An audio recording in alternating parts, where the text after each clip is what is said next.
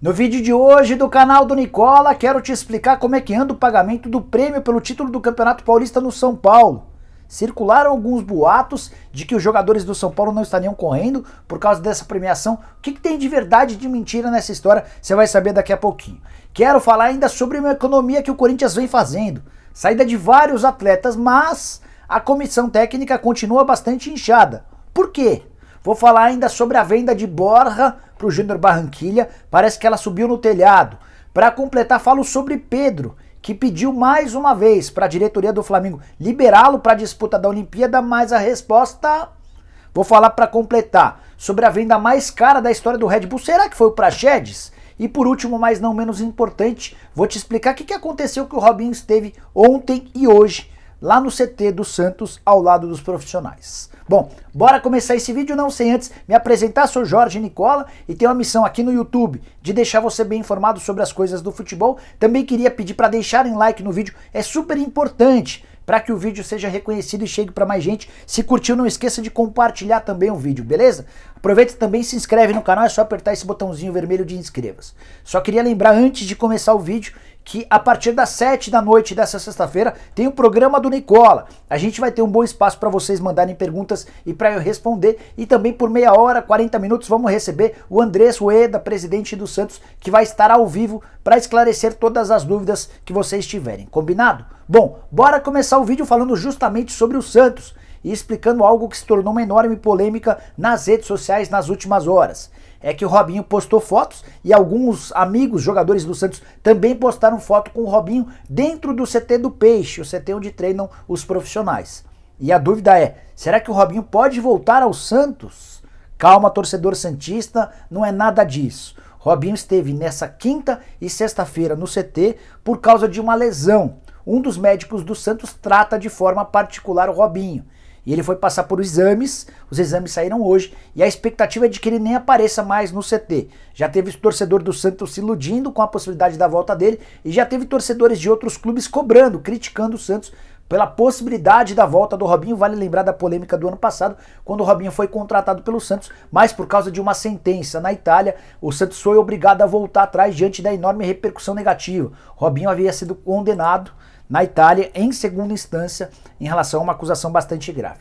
Só antes de mudar de assunto, contar que o Lucas Venuto prestou homenagens ao Robinho em uma das postagens, e o Rafael Longini chegou a postar uma foto. Ele emprestou a camisa dele pro Robinho, e foi essa foto do Robinho com a camisa do Santos que gerou enorme repercussão nas redes sociais, mas não tem nada.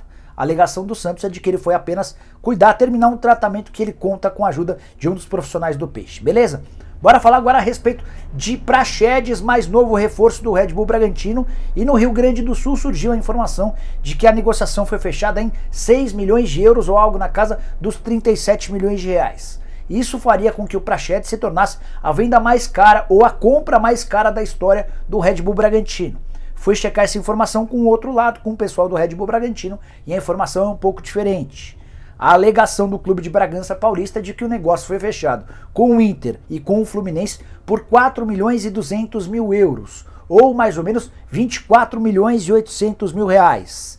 Diante dessas cifras, o Praxedes seria a segunda compra mais cara da história do clube, atrás do Arthur, que foi negociado, adquirido junto ao Palmeiras por 25 milhões de reais. E essa é uma das loucuras que a gente encontra no futebol. Jornalista que apura dos dois lados às vezes fica meio maluco, porque você tem uma informação de um lado, 6 milhões de euros, você vai para o outro lado e a informação é de 4 milhões e 200 mil euros. Onde é que está a verdade? Aí você é que vai tirar suas próprias conclusões. Outra informação que diverge a respeito do percentual dos direitos econômicos. A informação que eu obtive dentro do Red Bull Bragantino é de que a partir de agora o time de Bragança passa a ter 75% dos direitos econômicos. O Internacional fica com 15% e o Fluminense, como clube formador, fica com 10%. De qualquer maneira, dá para cravar que o Praxedes é o 7º reforço do Red Bull Bragantino para a temporada. Antes haviam sido contratados o Maicon Clayton, o Natan, o Rafael Luiz, o Jadson, o Pedrinho, o Gabriel Novaes. Esses eram os outros 6 reforços que já haviam chegado de forma antecipada, beleza? Bora mudar de assunto e falar a respeito do Flamengo, repercutindo uma informação do jornal O Dia. De acordo com o jornal Carioca, o Pedro fez mais um pedido aos dirigentes do Flamengo para ser liberado para a disputa das Olimpíadas. ele procurou os homens do futebol, Marcos Braz e o Bruno Spindel, e disse que é o sonho da vida dele disputar uma Olimpíada, que ele tem idade, que ele acha que ele pode ser útil para a seleção brasileira, que a medalha de ouro representaria muito para o currículo dele, para a carreira dele, enfim. Uma série de argumentos, todos em vão. Os dirigentes do Flamengo recusaram mais esse pedido do Pedro. E a situação pode ficar um pouquinho chata, levando em consideração que o Pedro quer muito jogar a Olimpíada. A apresentação e a viagem dos atletas convocados está marcada para o dia 8 de julho. E a volta, caso a seleção vá pelo menos até a final, só aconteceria em 8 de agosto. Pedro, por exemplo, ficaria de fora das 2 partidas de oitavas de final da Libertadores da América, além dos confrontos de Copa do Brasil na fase de oitavas de final. O Flamengo entendeu por bem que já liberou muitos jogadores para a Copa América, para jogos de eliminatórias e não vai ceder ninguém para as Olimpíadas. Uma curiosidade: como é que fica a partir de agora pro Pedro, que já saiu bastante bravo depois de ser substituído no jogo contra o Fortaleza? Você vai lembrar que ele chutou copo, jogou a caneleira para cima, reclamou. O próprio Rogério Ceni criticou de forma aberta na entrevista coletiva após jogo o comportamento do Pedro e citou o fato da Olimpíada. Isso pode ter gerado esse descontrole emocional no Pedro. O Gabigol volta da Copa do Brasil, ou melhor, da Copa América assim que acabar a participação da seleção brasileira. Se o Gabigol for titular e o Pedro reserva durante o período da Olimpíada, você já imaginou como é que vai ficar a cabeça do Pedro? Enfim, esse é um dos problemas que os dirigentes do Flamengo terão de resolver, mas são bem pagos, imagino que vão encontrar solução. E você, liberaria o Pedro para a Olimpíada ou não? Use o espaço para comentários para deixar a sua opinião, combinado? Bora seguir falando agora a respeito da venda de Borja. Miguel Ángel Borja, o palmeirense, cujo contrato com o Júnior Barranquilla termina no dia 30 de junho. Vários portais na Colômbia que cobrem o Júnior de Barranquilla afirmam que as negociações subiram no telhado. Recentemente, lá na Colômbia mesmo, havia surgido a notícia de que o Júnior Barranquilla pagaria os 4 milhões e meio de dólares por 50% dos direitos econômicos. Isso já estava combinado em contrato, o Palmeiras nem teria muito o que fazer. Bastaria receber a grana e liberar metade dos direitos do atleta para o Júnior Barranquilla. Só que os jornalistas que cobrem o dia a dia do Júnior Barranquilla afirmam que a coisa mudou, que o Júnior parou de manter contato com o Palmeiras e a perspectiva é de que não haja compra. Então, a partir de 1º de julho, o Borja estaria de volta ao Palmeiras. Não vai ser no dia 1º de julho porque o Borja está disputando a Copa América junto da seleção colombiana, mas quando acabasse a competição, ele já voltaria para o Palmeiras e não mais para o Júnior Barranquilla. Um problema para o Palmeiras é de se imaginar que o Borja até possa render bem com o Abel, mas a ideia do Palmeiras era recuperar parte do grande dinheiro investido.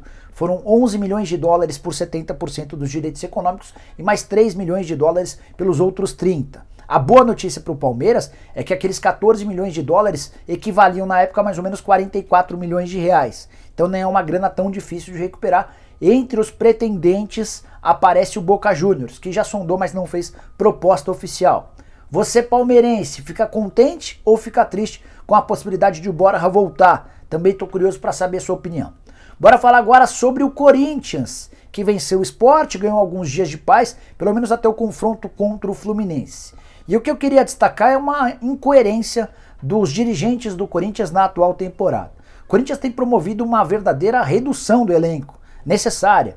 Vários atletas do Sub-23, do Sub-20, jogadores que estavam emprestados e até atletas do grupo principal foram emprestados, tiveram seus contratos rescindidos ou foram negociados em definitivo.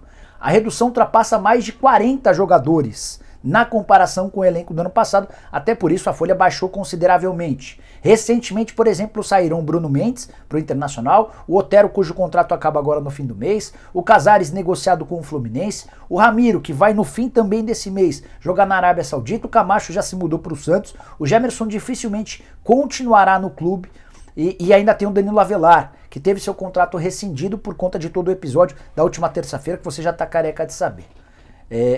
Beleza, normal, legal. Eu acho importante que o Duílio consiga reduzir, enxugar custos. O Corinthians vive uma situação financeira bastante drástica. A curiosidade é que hoje o Corinthians tem uma das comissões técnicas mais inchadas, especialmente quando o assunto é auxiliar técnico. São pelo menos 3 auxiliares fixos e ainda tem o Mauro da Silva, que no site do Corinthians consta como observador técnico, mas a verdade é que já há algum tempo ele exerce a função de auxiliar e ganha como auxiliar técnico. é um dos auxiliares mais bem pagos do país, se não for dono do maior salário. Bom, vamos falar sobre esses auxiliares. O Silvinho, quando foi contratado, trouxe consigo o Doriva, que já foi treinador de futebol e é o homem da confiança do Silvinho. O Fernando Lázaro, que durante muito tempo foi o chefe do Cifute, a partir do momento em que o Mancini saiu até a chegada do Silvinho, ele passou a ocupar a função de técnico interino. Depois da chegada do Silvinho, na teoria ele voltaria para o Cifute. Se você olhar no site do Corinthians, ainda aparece ele como chefe do Cifute. Mas ele assina as súmulas dos jogos do Corinthians como auxiliar técnico. Ele e o Doriva ficam ao lado do Silvinho nos jogos, atuando como auxiliar técnico. Isso consta inclusive no site da CBF. Se você entrar lá e pegar qualquer uma das súmulas, você vai ver que o Fernando Lázaro é auxiliar técnico. Então a gente já está falando do Doriva, do Fernando Lázaro, da questão do Mauro, que aparece como observador técnico, mas tem um salário de auxiliar, até porque já exerceu essa função diversas vezes. E nessa semana o Corinthians ainda promoveu o Alex, que trabalhava como coordenador das categorias de base, seria demitido da base por conta da boa relação que tem com o Alessandro e com o Roberto de Andrade. O Corinthians decidiu promover o Alex, é o famoso caiu pra cima, e a partir de agora o Alex também é auxiliar técnico fixo. Será que o Corinthians precisa de 4 auxiliares? Ainda que o Mauro não apareça como auxiliar técnico? Será que há necessidade, em meio a tantos cortes, em meio a tantos custos diminuídos? Enfim, acho que cabe a explicação para os dirigentes do Corinthians. Para completar e mudando de assunto, quero falar sobre o São Paulo para explicar um boato que surgiu muito forte dentro do próprio Morumbi. Teve conselheiro do São Paulo espalhando nos últimos dias o boato de que a queda de desempenho do time depois do título do Campeonato Paulista estava atrelada ao não pagamento do bicho. O bicho é o prêmio pelo título do Campeonato Paulista. De fato, São Paulo dentro de campo vai mal. São 6 jogos sem vitória no Campeonato Brasileiro, com 3 empates e 3 derrotas. O São Paulo na zona do rebaixamento, é o pior início do São Paulo na era dos pontos corridos dentro do Campeonato Brasileiro. O que pode estar acontecendo? Fui checar se havia alguma verdade nessa história do bicho. E uma pessoa de dentro do São Paulo, da minha confiança, da mais alta cúpula, afirmou que o São Paulo havia prometido aos jogadores o pagamento do prêmio em 2 parcelas. A primeira já foi feita, a segunda está marcada para o dia 5 de julho. E de acordo com o São Paulo, não há atraso nesses pagamentos. Primeira parte, metade da grana já foi depositada, a outra metade cai na segunda-feira, não a próxima, na outra. Então esse não é o motivo da queda de desempenho. A justificativa do São Paulo para uma produtividade tão baixa está atrelada à condição física do elenco, muitas contusões. O São Paulo se meteu numa maratona, não poupou muitos jogadores e agora vem sofrendo com as consequências. A impressão que dá, e é para todo mundo, é de que o elenco não acompanha a qualidade do time titular. Então quando você perde o Benítez, o Luan, o Daniel Alves, entre outros, esse time passa a ter enormes dificuldades e isso justificaria todo o trabalho, a dificuldade que o São Paulo vem enfrentando, especialmente no Campeonato Brasileiro. Só para arrematar, vale a lembrança de que o prêmio do campeão paulista pago pela Federação Paulista em 2021 foi menor. Em geral, nos últimos anos, o campeão paulista embolsava 5 milhões de reais.